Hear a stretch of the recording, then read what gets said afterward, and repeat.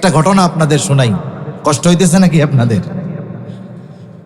এই বাদশাহ আলমগীর, ওনার ডাক নাম কিন্তু আওরঙ্গজেব ছিল। উনি বাদশাহ আলমগীর উপাধি নিয়ে সিংহাসনে বসছেন। যখন বাদশাহ আলমগীর সিংহাসনে বসছে, ওনার আসল নাম আওরঙ্গজেব। আসল নাম কি বলেন? আওরঙ্গজেব। এটা সবার মধ্যে পরিচিত। ওই সময়ের বাদশাদের একটা নিয়ম ছিল, কেউ যদি শাসন কার্য পরিচালনার দায়িত্ব পাইতো, বাদশাহ হইতো, নতুন একটি নামে তাকে অভিহিত করা হতো। ওই নামেই তিনি ইতিহাসে পরিচিত হতেন। তা বাদশাহ আলমগীরের ডাক নাম ছিল আওরঙ্গজেব। এখন এই আওরঙ্গজেব যখন মোগল সম্রাট হয়েছে, বিশাল এক সালতানাতের দায়িত্ব তার হাতে, পুরো ভারতীয় উপমহাদেশ তার আঙ্গুলের ইশারায় চলে। এই আওরঙ্গজেবের বাল্যকালের একজন বন্ধু ছিল, বাল্যকালের বন্ধু, ছোটবেলার। আওরঙ্গজেব বাদশার ছেলে, এক সময় বাদশাহ হয়েছে। এখন আওরঙ্গজেব যখন বাদশাহ হইছে, ওই যে বাল্যকালের বন্ধু সেও বড় হইছে, কিন্তু তার পরিবার খুব অভাব অনটনে কাটে।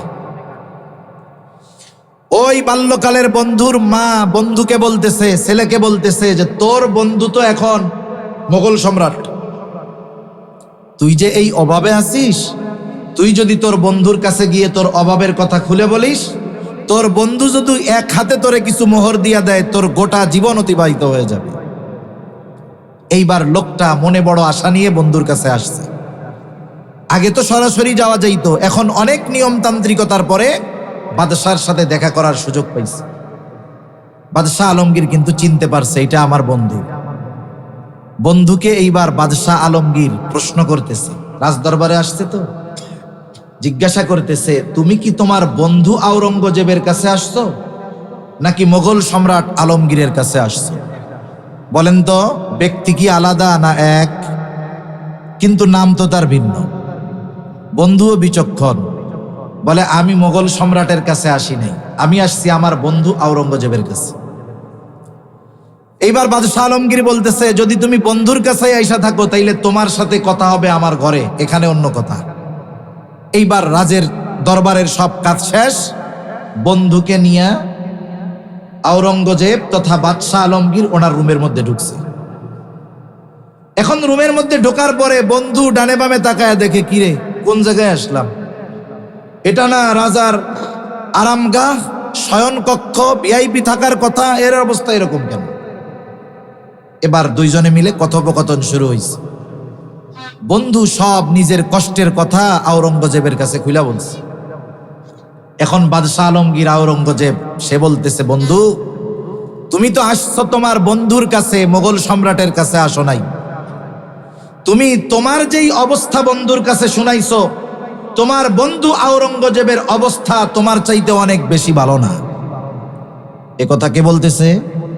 বাদশাহ আলমগীর বলতেছে যে তোমার বন্ধু বাদশাহ আওরঙ্গজেবের অর্থনৈতিক অবস্থা তোমার চাইতে অনেক ভালো না।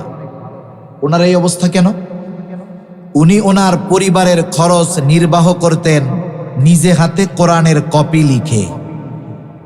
রাজকার্য পরিচালনা করার পরে যেই সময় পাইতেন, ওই সময় তিনি কোরআনের কপি লিখতেন, ওইটা বাজারে বিক্রয় হতো, ওটার দ্বারা যেই অর্থ আসতো ওটা দিয়ে ওনার সংসার চলত।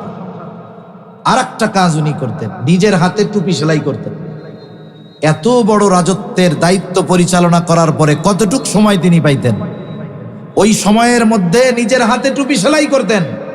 ওই টুপি সেলাইয়ের অর্থ এবং কোরআনের কপি লেখার অর্থ যা উপার্জন হতো, এটা দিয়ে ওনার আর ওনার পরিবারের সংসার চলত। আমি শুধু ওনার ব্যক্তিত্বের একটা বিষয় বোঝানোর জন্য একটা ঘটনা আপনাদের বললাম। মানুষ হলো আশরাফুল মখলুকাত, সকল সৃষ্টির মধ্যে শ্রেষ্ঠ। আসলে মানুষ হলেই কি একটা মানুষ এই শ্রেষ্ঠত্ব অর্জন করতে পারে কি, বিষয়টাও বোঝার দরকার। একটা হলো সৃষ্টিগত হিসাবে এসে অন্যান্য মখলুক অন্যান্য সৃষ্টির চাইতে আলাদা, পৃথক, সম্মানিত। এক দৃষ্টিকোণ থেকে মানুষ হলেই সে এই মর্যাদা, এই সম্মান পায়। মুমিন হোক আর কাফের হোক, মানুষ হিসাবে এই সম্মানটা সে পায়। তবে আল্লাহ সুবহানাহু ওয়া তাআলার কাছে বাস্তবেই যদি নিজেকে সম্মানিত করে তুলতে হয়, গ্রহণযোগ্য করে তুলতে হয়, জান্নাতের উপযুক্ত করে তুলতে হয়, তাহলে কিছু গুণ নিজের মধ্যে আনতে হয়। সেই গুণগুলো যখন একটা মানুষ অর্জন করে, সে দামি থেকে আরো দামি হতে থাকে। কোন গুণগুলোর মাধ্যমে মানুষ সবচাইতে দামি হয়? 1 নাম্বার, ঈমান আনার মাধ্যমে একটা মানুষ দামীদের কাতারে চলে আসে। কিন্তু সর্বোচ্চ দামি হওয়ার জন্য আরো কিছু বিষয় অর্জনের দরকার আছে। যেমন বলেন তো, একটা মানুষের যদি ঈমান না থাকে, সৃষ্টির দিক দিয়ে সে মানুষ হিসাবে উত্তম এক প্রাণী, উত্তম এক মাখলুক, কিন্তু তার যদি ঈমান না থাকে আর ওই ঈমানহীন অবস্থায় যদি তাকে দুনিয়া থেকে যেতে হয়, বলেন তো আসলে ওই লোকটার অনন্তকালের চূড়ান্ত পরিণতি ভালো না মন্দ? সে একজন ব্যর্থ মানুষ হবে, সফল মানুষ, দামি মানুষ হতে সে পারবে না। কারণ সফলতা বিফলতা, দুনিয়ার টাকা পয়সা, ধন দৌলত, দুনিয়ার ডিগ্রি অর্জনের মধ্যে সফলতা নাই। বরং সফলতা হলো কিয়ামতের দিন নাজাত পেয়ে জান্নাতে যাওয়ার মাঝে জাহান্নাম থেকে বাঁচার মাধ্যমে। একটা মানুষ জাগতিক লাইনে যত বড় সফলতা অর্জন করুক না কেন, বলেন তো সে যদি ঈমান না আনতে পারে, এর কোনো দাম, এর কোনো দরওয়াজা, এর কোনো সম্মান আখেরাতে আছে? নাই। তাহলে মানুষ হিসাবে সে যদি দামীদের কাতারে আসতে চায় তথা নাজাত প্রাপ্তদের তালিকায় আসতে চায়, 1 নাম্বার অবশ্যই তাকে মুমিন হতে হবে। 2 নাম্বার, মানুষের মধ্যে সবাই কিন্তু, এই মুমিনদের মধ্যে সবাই কিন্তু এক ক্যাটাগরির না। একটা মানুষকে যদি সর্বোচ্চ কোয়ালিটি সম্পন্ন, যোগ্যতা সম্পন্ন মানুষ হতে হয়, তাহলে তার দরকার হলো তাকওয়া। রাসূলুল্লাহ সাল্লাল্লাহু আলাইহি ওয়াসাল্লামও জানায়া দেন, তাকওয়া হলো এটা সব কিছুর মূল। আর আল্লাহ তাআলাও বলেন, শ্রেষ্ঠত্বের ভিত্তি হলো ইন্না আকরামাকুম ইনদাল্লাহি আতকাকুম। আল্লাহ তাআলা বলেন, তোমাদের মধ্যে সবচাইতে সম্মানিত সে যে বড় মুত্তাকি তথা যে যত আল্লাহ তাআলাকে ভয় করে, খোদা ভীরুতা যার মধ্যে যত বেশি, আল্লাহ তাআলা বলেন সে তত সম্মানিত বেশি। এখন আল্লাহ তাআলাকে বেশি ভয় করে কারা? আমরা স্বাভাবিকভাবে এক দৃষ্টিকোণ থেকে ঈমান আনলেই মুত্তাকির সর্বনিম্ন স্তরে মানুষ পদার্পণ করে। যেমন একটা কথা বোঝানোর জন্য একটা উদাহরণ দিলে বুঝতে সহজ হবে। আপনারা কি ঢাকা গেছেন না? ট্রেনে ঢাকা গেছেন কে কে? একটু হাত উঁচা করেন তো। আলহামদুলিল্লাহ, হাত নামান, একটু কষ্ট দিলাম আপনাদের। ট্রেনে ঢাকা যাওয়ার অভিজ্ঞতা এটা সবার জন্য খুব আরামের না। আপনারা জানেন একটা ট্রেনের মধ্যে, যেই ট্রেনের গন্তব্য ঢাকা, ওই ট্রেনের মধ্যে স্তরবিন্যাস আছে অনেক। একটা আছে আপনি যদি রাত্রে যান একেবারে ঘুমায় যাইতে পারবেন, এসি বার্থ, একেবারে ঘুম দিবেন, সিলেট থেকে উঠবেন কমলাপুর গিয়ে, অসুবিধা নেই। আর এক গ্রুপ আছে এমনি সে চেয়ার কোচের মধ্যে যাবে, এক চেয়ারে একজন আরাম করে যাবে। আর একটা স্তর আছে, ক্লাস আছে যেখানে চেয়ার কোচ আবার এসি। আর একটা আছে শোভন, সুলভ, ওইটা স্বাভাবিক চেয়ার, লোকজন দাঁড়ায়াও থাকে কিছু মানুষজন।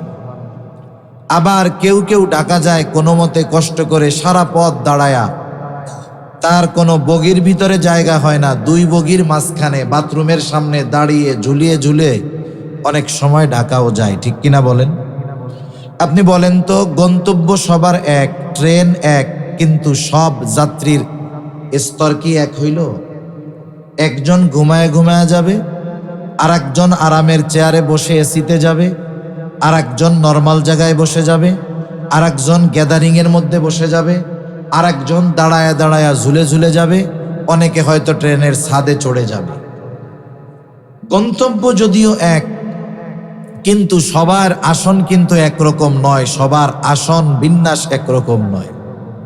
যিনি এসি বাথে যান তার ফ্যাসিলিটি আলাদা, যিনি এসি শোভন চেয়ারে যান এনার জন্য ফ্যাসিলিটি আলাদা, আর যিনি দাঁড়ায় দাঁড়ায় ঝুলে যান তার কত কষ্ট হয় এটা আল্লাহ ভালো জানে। তাহলে যাত্রী সবাই, কিন্তু সবার স্তর কি এক? গন্তব্য এক, তবে স্তর ভিন্ন। একজন আরামে যায়, জার্নির কোনো কষ্টই হয় না, আর একজন ওই জায়গায় যায় কিন্তু জানটা তার বাইরে হয়ে যাওয়ার মতো উপক্রম হয়। একটা মানুষ যখন ঈমান আনে, ঈমান আনার সাথে সাথে সে মুত্তাকির একেবারে প্রথম দরজায় সর্বনিম্ন স্তরে প্রবেশ করে। আর মুত্তাকি তাকওয়ার সর্বোচ্চ স্তরে যারা উপনীত হয়, এটা সহজ ব্যাপার নয়। তবে ওই মানুষগুলো ঈমান আনার সাথে সাথে যদি ইলমের অধিকারী হয়ে যায়, ইলমের অধিকারী হলে ওই মানুষগুলো সর্বোচ্চ মুত্তাকি হওয়া তার জন্য সহজ হয়ে যায়। এই জন্য আল্লাহ তাআলা কোরআনুল কারীমের মধ্যে বলেন, ইন্নাল উলামা ওয়ারাসাতুল আম্বিয়া। নবীজি বলেন ইন্নাল উলামা ওয়ারাসাতুল আম্বিয়া। নবীজি বলেন আলেমগণ হলেন নবীর ওয়ারিস। আর আল্লাহ তাআলা বলেন ইন্নামা ইয়াখশাল্লাহা মিন ইবাদিহিল উলামা। আলেমরাই সবচাইতে বেশি আল্লাহ তাআলাকে ভয় করে। সুবহানাল্লাহ। আল্লাহ তাআলাও সেই কথাই কোরআনুল কারীমের আরেক জায়গায় বলেন, মানুষ সর্বোচ্চ স্তরে পৌঁছাতে পারে কোন কোন গুণের মাধ্যমে? আল্লাহ তাআলা বলেন, ইয়ারফাইল্লাহুল্লাযীনা আমানু মিনকুম ওয়াল্লাযীনা উতুল ইলমা দারাজাত। ঈমান আর ইলমের মাধ্যমে একটা মানুষ সর্বোচ্চ অবস্থানে পৌঁছাতে পারে। তাহলে আমরা যারা ঈমান এনেছি, আমরা হলাম প্রথম স্তরের ঈমানদার যারা, তাদের অবস্থা হলো ওই যে দাঁড়ায়া দাঁড়ায়া ঝুলে ঝুলে যাওয়ার মতো যাত্রী। আর যারা ঈমানের সাথে ইলম অর্জন করে তাকওয়ার সর্বোচ্চ স্তরে পৌঁছাতে পেরেছে, ওরা হলো সর্বোচ্চ ভিআইপি মানের যাত্রী। এখন বলেন তো, যেই ব্যক্তি এই 7-8 ঘন্টা ঢাকার সফরে সিট পায় নাই, দাঁড়ায়া যেতে হবে, ওই লোকটার কি মন চায় না যে আমি যদি একটু বসে শুয়ে যাইতে পারতাম আমার জন্য আরাম হইতো? একটু মন চায় না? মন চায়। এই জন্য ঈমান আনার সাথে সাথে আমাদের ইলম অর্জন করাও জরুরি।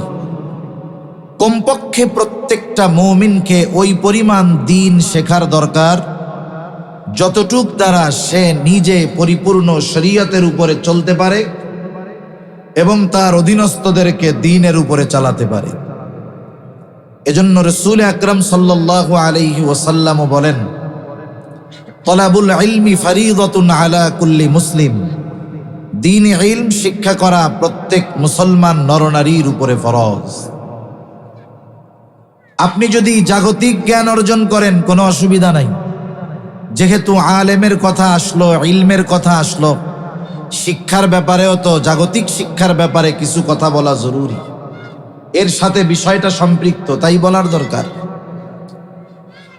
দেখেন, এই দুনিয়াতে সাধারণত শিক্ষা 2 ভাগে ভাগ করা যায়। শিক্ষাকে স্বাভাবিক ভাষায় আমরা বলি, একটা হলো জাগতিক শিক্ষা আর একটা হলো ধর্মীয় শিক্ষা। জাগতিক শিক্ষাটা 2 ভাগে বিভক্ত। একটা হলো উপকারী শিক্ষা আর একটা হলো উপকারহীন, অনুপকারী শিক্ষা। জাগতিক শিক্ষা ব্যবস্থায় কিছু শিক্ষা আছে যেগুলা উপকার তো নাই, বরং ওইগুলা আরো ঈমান ধ্বংসের কারণ হয়। আপনি বর্তমান শিক্ষা ব্যবস্থার দিকে যদি তাকান, আমাদের কোমলমতি ছোট ছোট শিশুদেরকে এমন এক শিক্ষা ব্যবস্থার মধ্যে নিয়ে যাওয়া হচ্ছে যে ওদেরকে জোর করে বেঈমান বানানো লাগবে না, ওদের শিক্ষাই ওদেরকে বেঈমান বানানোর পথে পরিচালিত করবে। ঠিক কিনা বলেন? একটা জাতিকে যদি ধ্বংস করে দিতে হয়, একটা জাতিকে যদি নিশ্চিহ্ন করে দিতে হয়, বাংলাদেশের বড় এক আলেমের কথা আগে আপনাদের বলি, তাহলে বুঝতে পারবেন। বাংলাদেশের একজন প্রখ্যাত আলেম, উনি একটা কথা বলেছেন যে একটা মানুষ মরে গেলেই সে পরাজিত হয় না। একটা মানুষ যদি মরে যায় সে পরাজিত হয় না। কিন্তু না মরেও চূড়ান্ত পরাজয় বরণ করে। কেমনে? একজন যদি পরিপূর্ণ হকের উপরে থাকে, সত্যের উপরে অটল অবিচল থাকে, দ্বীনের উপরে থাকে, তাকে যদি শত্রুপক্ষ এই হকের উপরে থাকার কারণে মেরে ফেলে, হত্যা করে ফেলে, বলেন তো সে কি পরাজিত না জয়ী? বরং তো ইতিহাস এমন অনেক সাক্ষ্য আমাদের সামনে আছে, ইতিহাসের এমন ঘটনা যে মৃত্যুর মাধ্যমে চূড়ান্ত বিজয় অর্জিত হয়েছে। আমি যদি সেদিকে যেতে যাই লম্বা কথা হয়ে যাবে, আমার মূল উদ্দেশ্যটা হয়তো চলে যাবে, তাও বোঝানোর জন্য সংক্ষিপ্তসারে বলার দরকার। আপনারা পবিত্র কোরআনুল কারীমের সূরা বুরুজের আলোকে একটা ঘটনা আছে, কুতিলা আসহাবুল উখদুদ, এক বালক যুবকের তরুণের ঘটনা। মোটামুটি মনে হয় সকলের জানা আছে। ঘটনাটার শেষ অংশটা বলা আমার উদ্দেশ্য কথাটা বোঝানোর জন্য।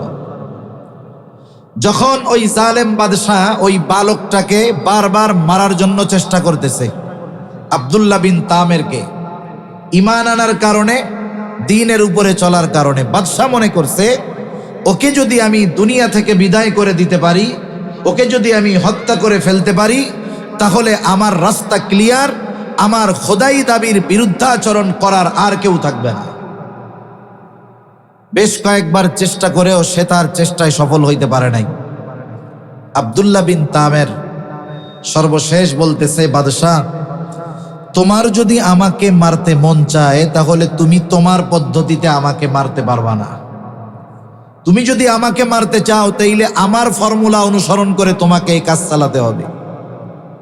বাদশাহ চিন্তা করতেছে, আমার উদ্দেশ্য হলো ওকে হত্যা করা, এইটা আমার পদ্ধতিতে হোক আর ওর বলে দেওয়া পদ্ধতিতে হোক, আমার কার্য হাসিল হলেই হয়ে গেল। ও মরলেই তো আমার রাস্তা ক্লিয়ার। বলো কিভাবে মরবা তুমি, কিভাবে তোমাকে মারা যাবে?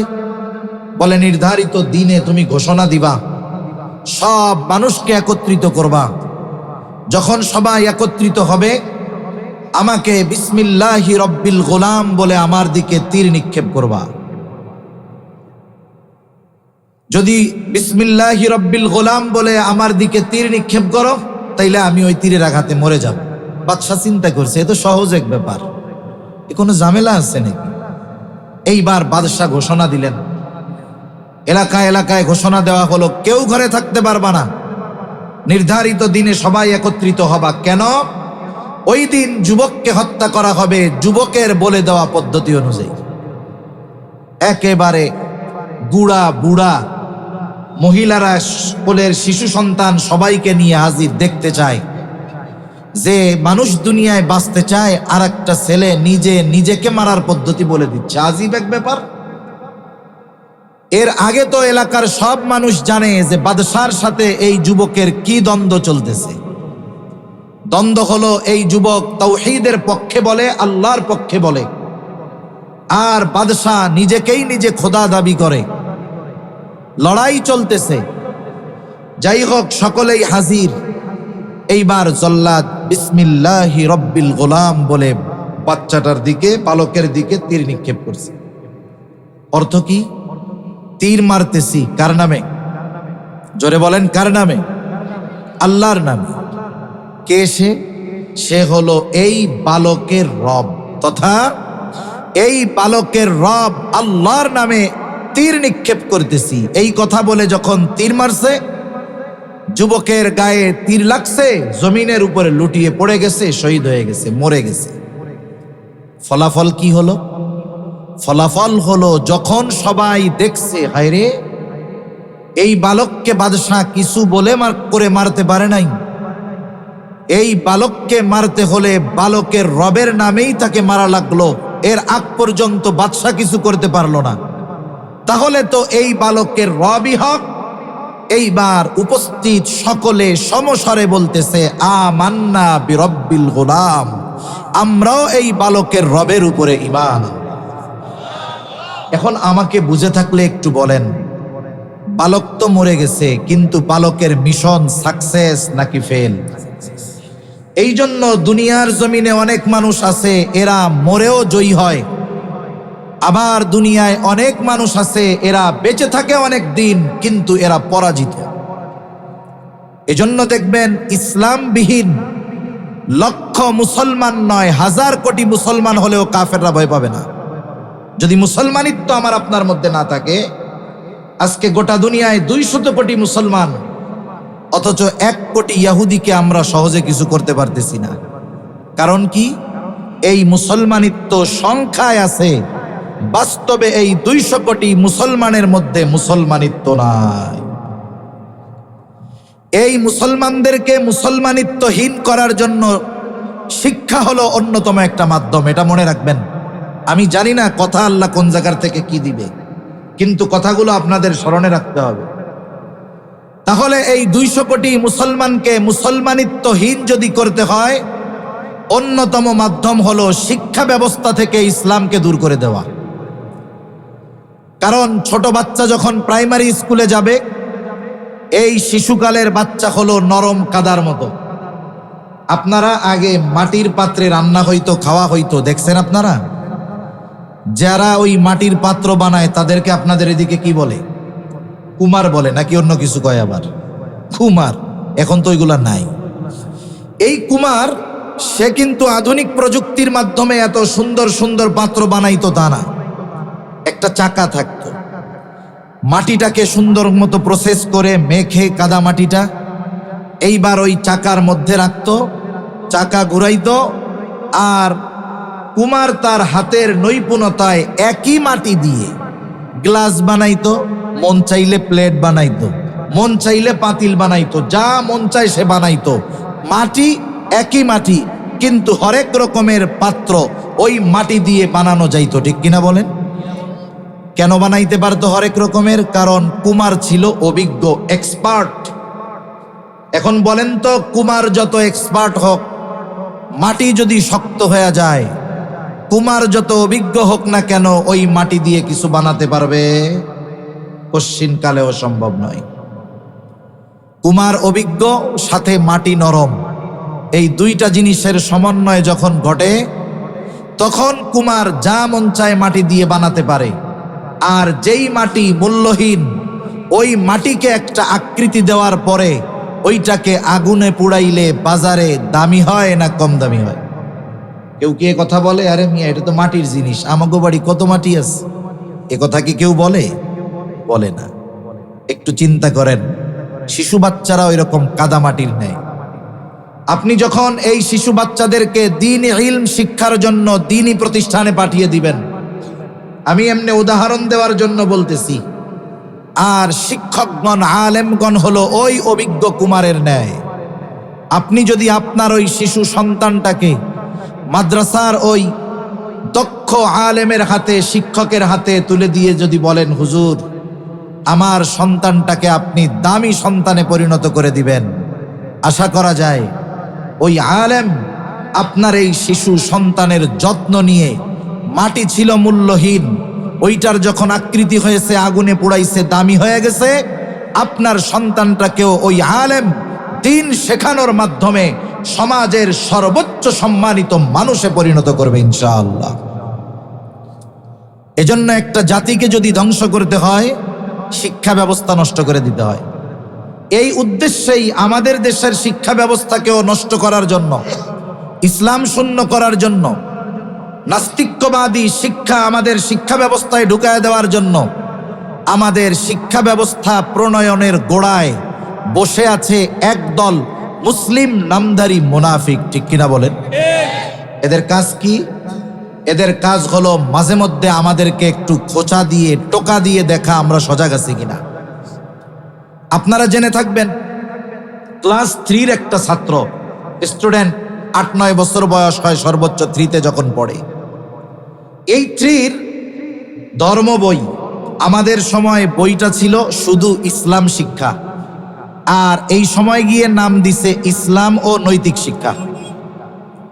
মনে রাখবেন, একটা বই যখন আমার আপনার সামনে আসে, ছোট বাচ্চাদের স্কুলের বই, ওই বইয়ের প্রত্যেকটা পেজের প্রত্যেকটা ছবি, প্রত্যেকটা অক্ষর আমাকে এক একটা মেসেজ দেয়, খবর দেয়।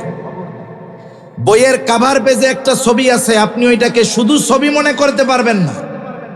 ওই ছবির মধ্যে আমার আপনার জন্য হয়তো ভয়ঙ্কর কোনো খবর ওরা দিয়ে দিয়েছে, কিন্তু আমরা বুঝতে পারতেছি না। বইয়ের নাম দিয়েছে, এই নামের মধ্যে কোনো মেসেজ আছে, হয়তো আমরা বুঝতে পারতেছি না। এরা প্রথম ষড়যন্ত্রটা কি করলো? ইসলাম ও নৈতিক শিক্ষার নাম দিয়ে ওই বইয়ের কাভার পেজের ভেতরের পেজে, পেছনের কাভার পেজের ভেতরের অংশে দুর্গা মূর্তির ছবি দিয়ে দিচ্ছে ইসলাম ও নৈতিক শিক্ষা বইয়ের মধ্যে। আপনারা হয়তো অনেকে মনে করতে পারেন, হুজুর এটা তো ভুলে হইছে মনে হয়। আরে ভাই, ভুলে নইলে 10টা বইতে হইতে পারে, নাইলে 100 বইতে হইতে পারে, নাইলে 1000 বইতে হতে পারে। প্রায় অধিকাংশ সকল বইয়ের মধ্যে এই ভুল আসলে ভুল নয়, বরং ইচ্ছা করে দিয়ে চেক করছে যে মুসলমান কোনো প্রতিবাদ করে কিনা। যদি প্রতিবাদ না হতো ওইটা কাভার পেজের ভেতরে থাকতো, আর যদি আমরা চুপ থাকতাম হয়তো সামনে ওইটাকে মূল বইয়ের ভিতরেই দিয়ে দিত। ঠিক কিনা বলেন?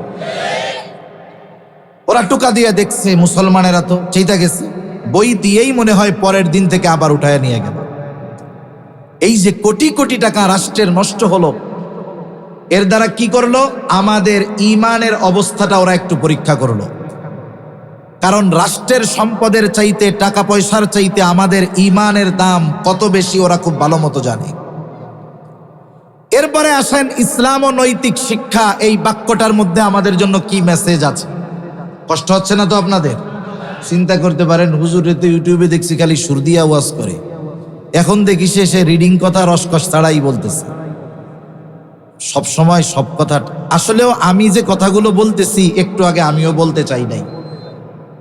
বলতে চাই নাই, কিন্তু এখানে বসার পরে আল্লাহ তাআলার পক্ষ থেকেই কিছু কথা শ্রোতার চাহিদা অনুযায়ী আল্লাহ ওয়াইজের মুখ দিয়া বাইর করে।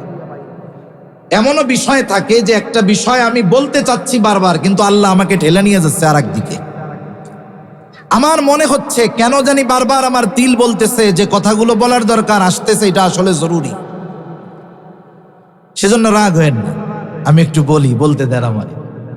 ইসলাম ও নৈতিক শিক্ষা, এই বাক্যের মধ্যে কি মেসেজ আছে? আচ্ছা, আপনাদের জিজ্ঞাসা করি, বুঝে থাকলে একটু জবাব দিবেন।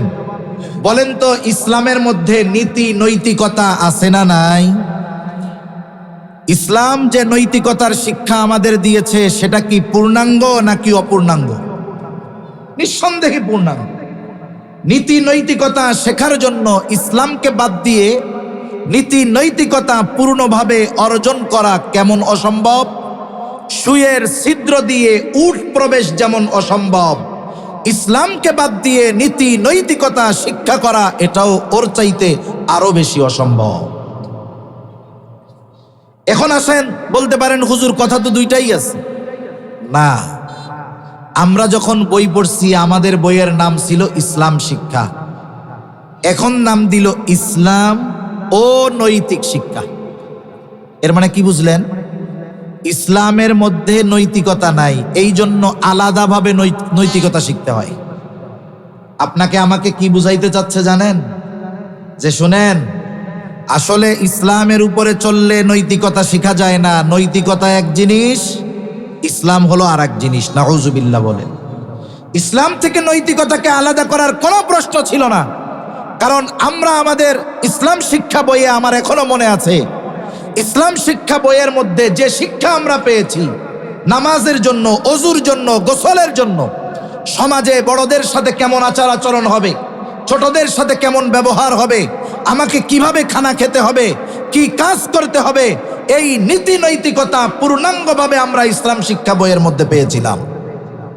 কিন্তু এখন ইসলাম ও নৈতিক শিক্ষা, এই দুইটো বাক্যকে, শব্দকে, ইসলাম থেকে নৈতিকতাকে আলাদা করার দ্বারা আমাদেরকে এই মেসেজ দেওয়া হচ্ছে, আগামী প্রজন্মকে এই বিশ্বাসে বড় করে তোলা হচ্ছে যে ইসলাম এক জিনিস, নৈতিকতা আর এক জিনিস।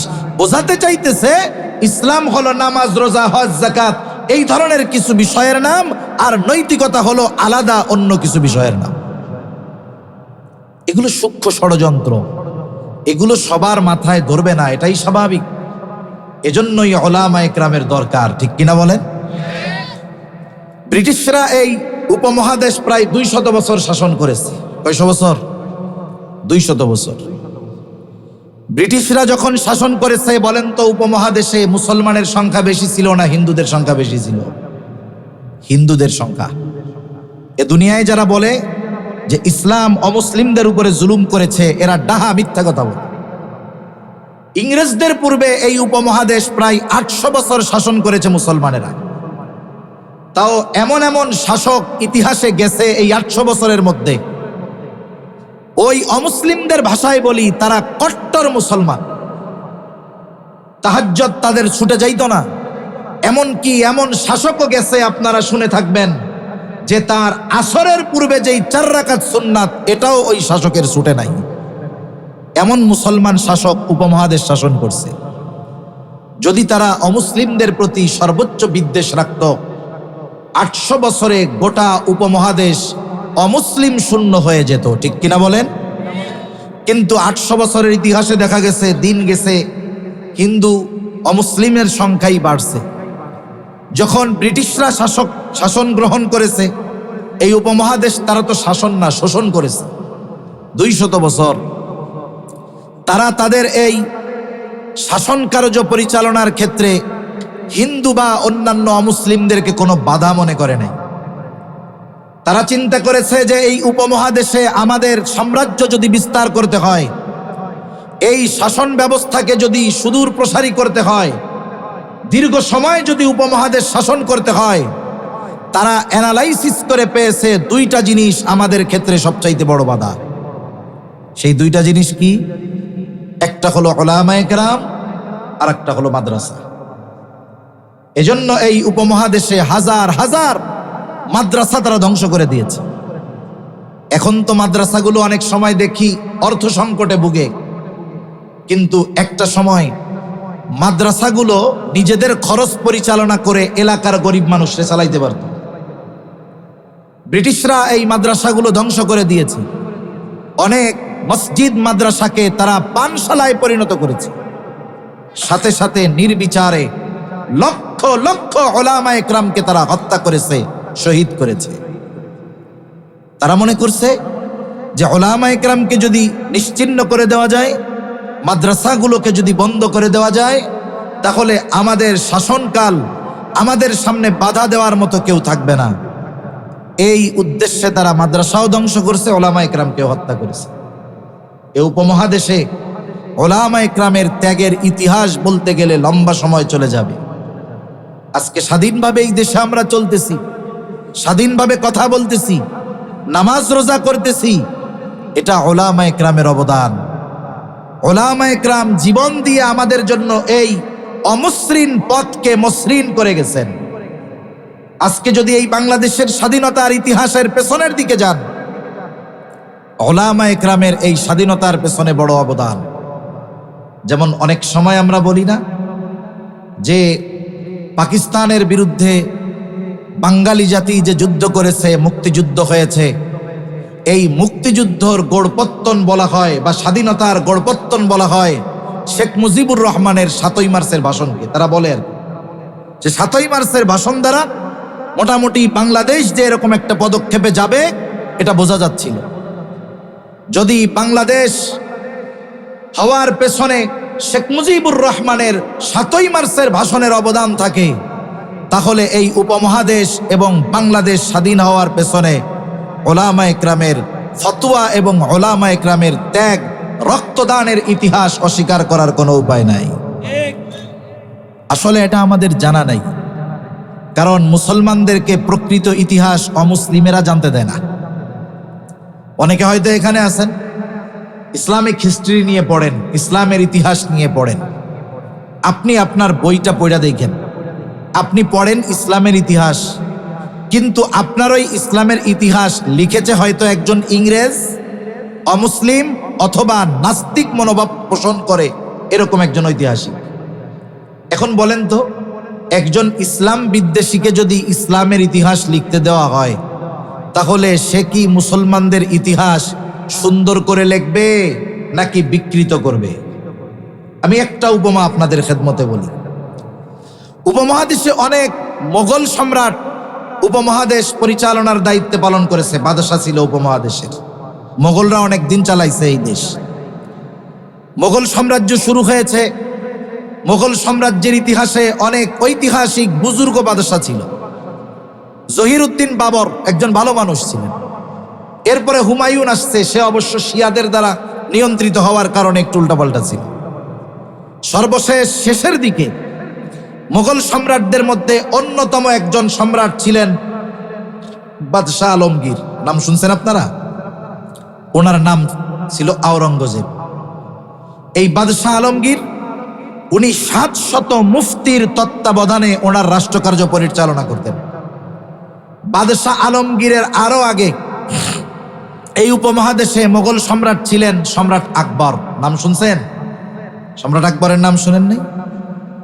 আবুল ফজলের খলিফা আর কি। এই সম্রাট আকবর এই উপমহাদেশে দ্বীনে ইলাহির প্রবর্তন ঘটিয়েছিল। সে নতুন এক ধর্ম প্রবর্তন করতে চেয়েছিল। ওই সময়ে মুজাদ্দেদে আল ফেসানি রহমাতুল্লাহি আলাইহি বাদশাহ আকবরের বিরুদ্ধে প্রচন্ড রকমের বিরোধিতা করেছিলেন। আপনি যদি মোগল সম্রাটদের ইতিহাস পড়েন, ক্লাস 9-10-এও মনে হয় আছে, মাদ্রাসায়ও আছে, স্কুলেও আছে, আলিয়া মাদ্রাসায়ও আছে। আপনি পড়ে দেখবেন, যদি মোগল সম্রাটদের ইতিহাস বইয়ের মধ্যে 100 পৃষ্ঠায় লেখা থাকে, ওইখানে প্রায় অর্ধেকের বেশি থাকবে শুধু সম্রাট আকবরের সুনাম। সম্রাট আকবরের কি থাকবে? প্রশংসা। দেখেন, আমি না পড়ে বলতেছি না। এখন কথা কইল, অমুসলিম ঐতিহাসিকেরা সম্রাট আকবরের এত প্রশংসা কেন করলো? কারণ হলো, মোগল সম্রাটদের ইতিহাসে এই সম্রাট আকবরের দ্বারা ইসলামের যত ক্ষতি হয়েছে আর কারো দ্বারা হয় না।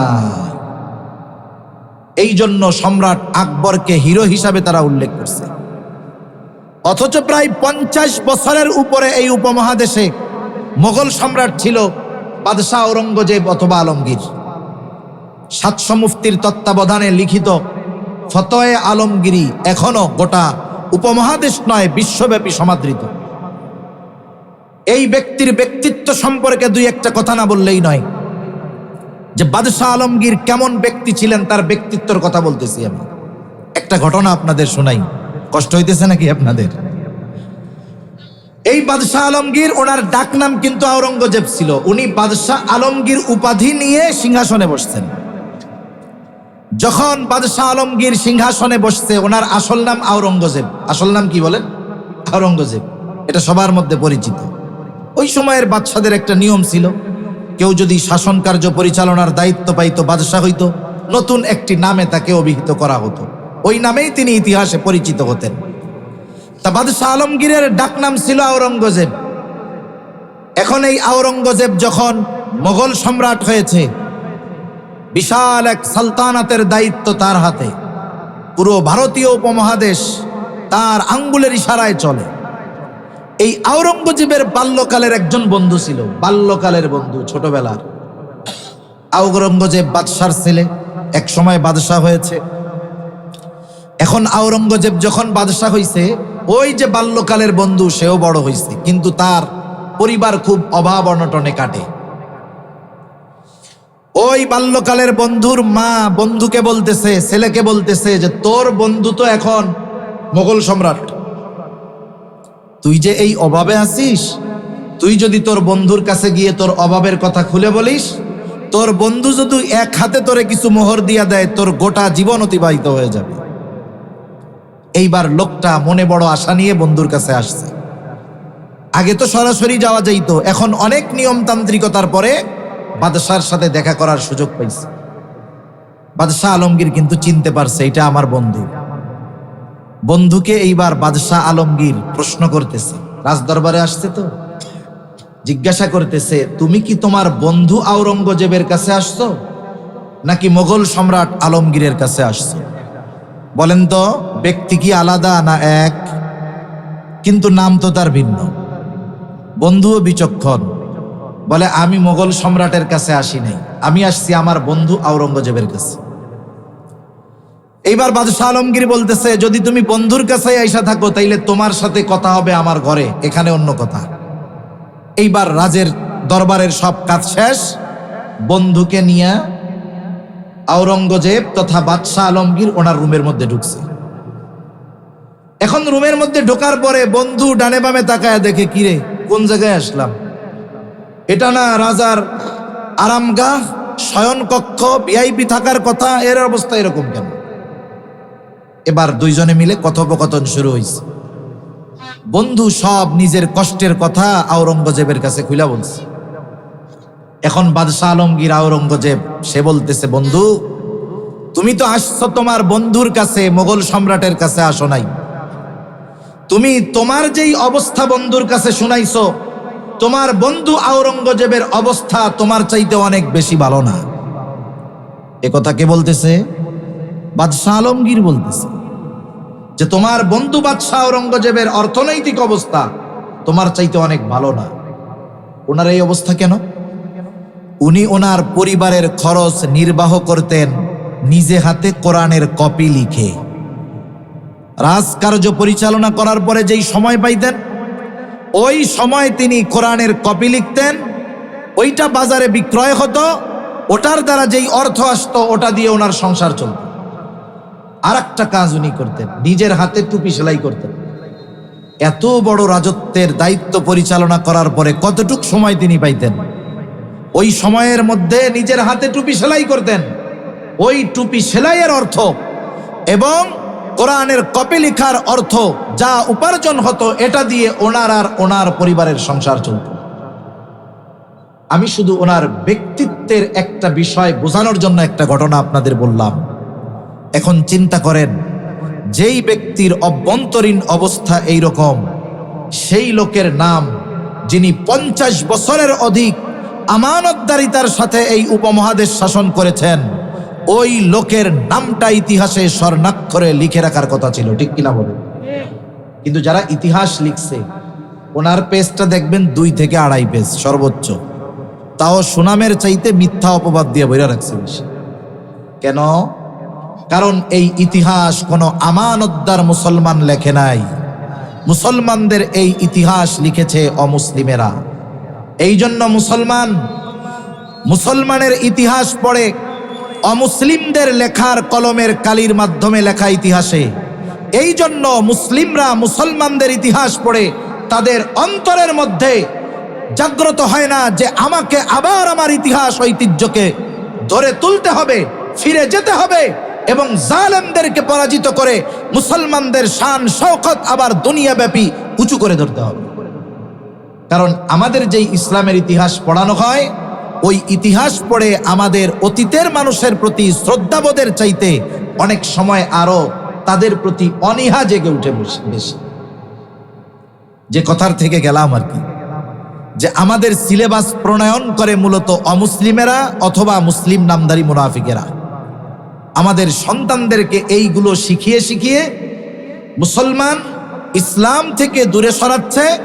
একটা সময় আসবে যখন এই মানুষগুলো নামে পরিচয়ে লেখায় মুসলমান থাকবে, কিন্তু ওই দিনহীন শিক্ষার কারণে তাদের মধ্যে মুসলমানিত্ব থাকবে না, ঠিক কিনা বলেন?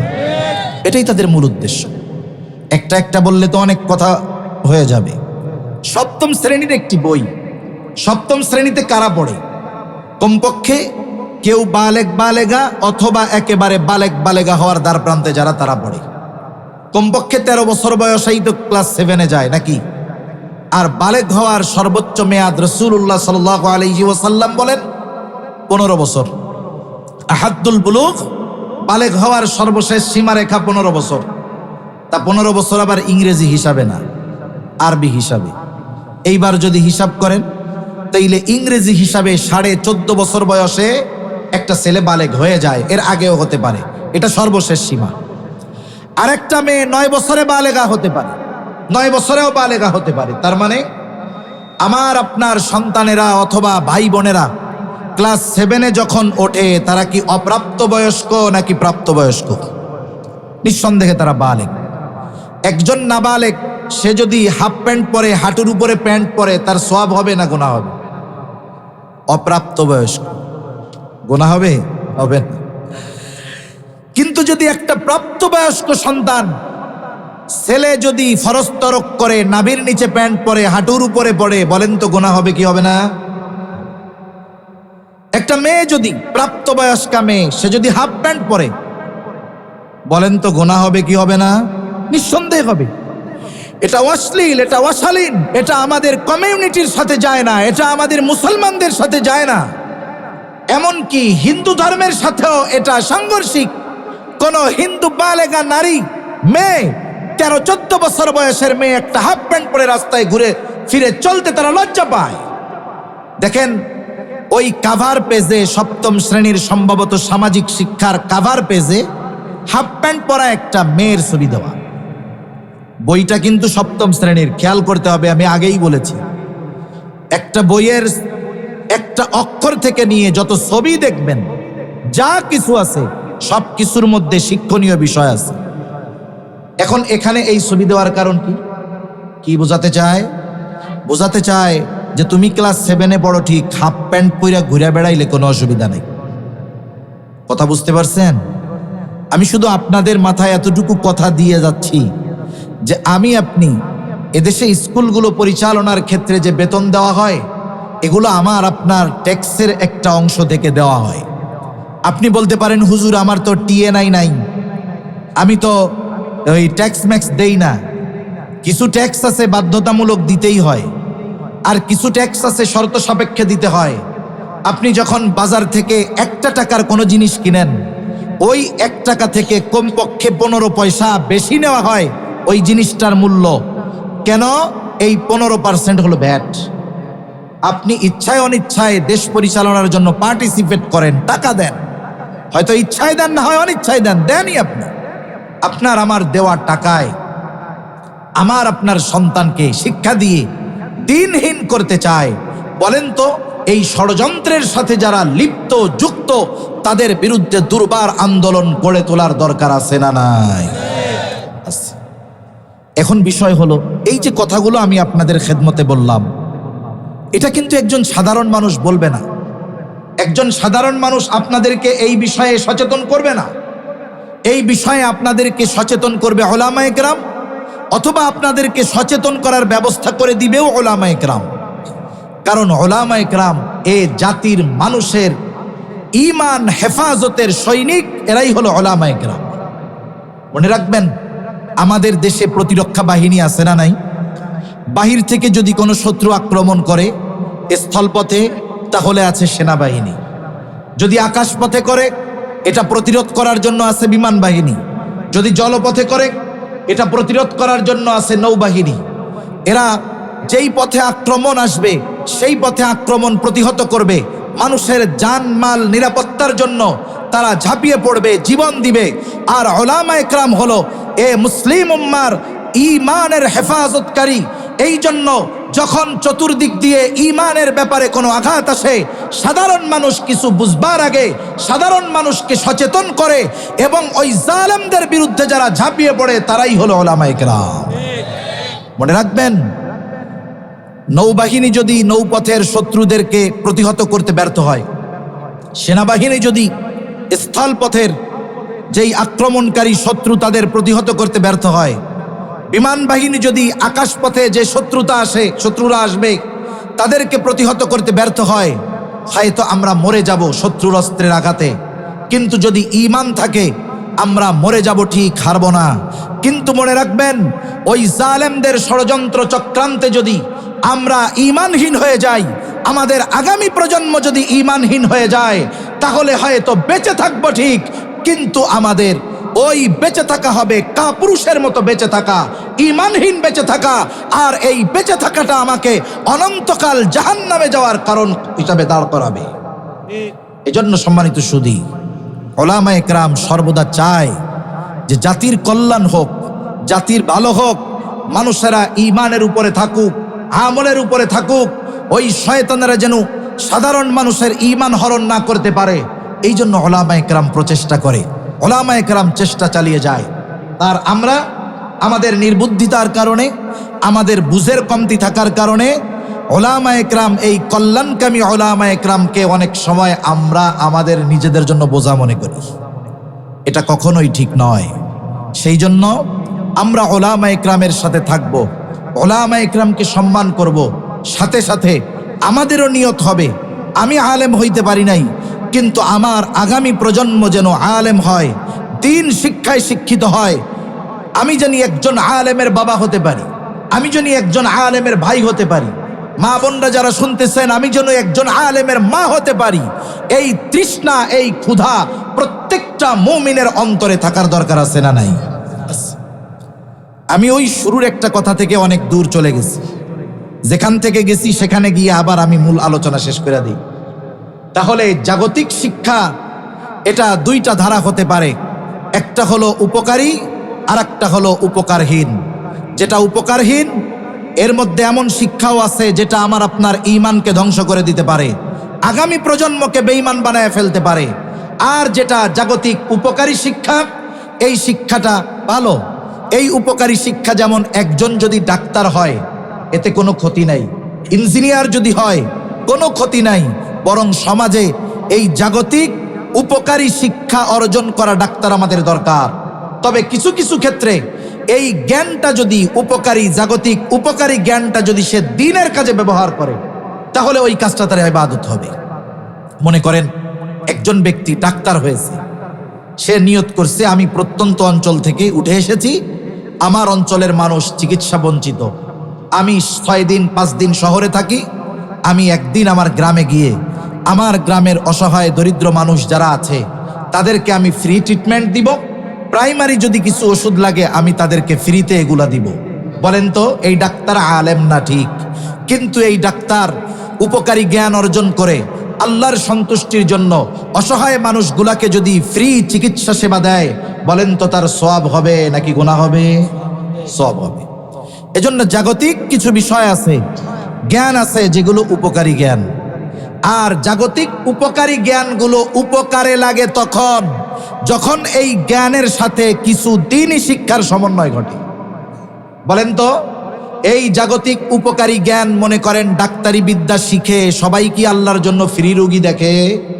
দেখে না, বরং অনেকে এই উপকারী বিদ্যাটাকে তার আখের গোছানোর কাজে ব্যবহার করে। আপনাদের সিলেট শহরেও হয়তো আছে, আপনি যাবেন, বড় মোটা অঙ্কের ভিজিট নিবে, আপনি সুস্থ মানুষ, কিছুই হয় নাই, ডাক্তারও বোঝে, কিন্তু চিন্তা করে এই কাস্টমার কি ছেড়ে দেওয়া যায়? বেহুদা আপনাকে 30,000 টাকার টেস্ট দিয়ে দিবে, আবার বলবে যে শুনেন ওই ডায়াগনস্টিক সেন্টারেই করবেন, নাইলে কিন্তু হবে না। আপনি 30,000 টাকা বিল দিলেন ঠিক, দেখবেন ওইখান থেকে ডায়াগনস্টিক সেন্টার যারা, ওরা আপনার টেস্ট ট্রিটমেন্ট সব করে দিবে, আপনার কিছুই হয় নাই, ওইখান থেকে মিনিমাম 10,000 টাকা ডাক্তার মশাই আগেই কমিশন নিয়ে বসে আছে। তাহলে এই ধরনের উপকারী শিক্ষা কাজে লাগবে না। উপকারী শিক্ষা তখন উম্মতের কাজে লাগবে যখন ওই উপকারী জাগতিক জ্ঞান শিক্ষার পাশাপাশি ওই ব্যক্তির ভিত্তিমূলক শিক্ষা দ্বীনি শিক্ষা হবে, ঠিক কিনা বলেন? এজন্য জাগতিক উপকারী জ্ঞানকে যদি মানুষের কল্যাণে লাগাতে হয়, এক্ষেত্রেও দ্বীনি শিক্ষার কোনো বিকল্প নাই।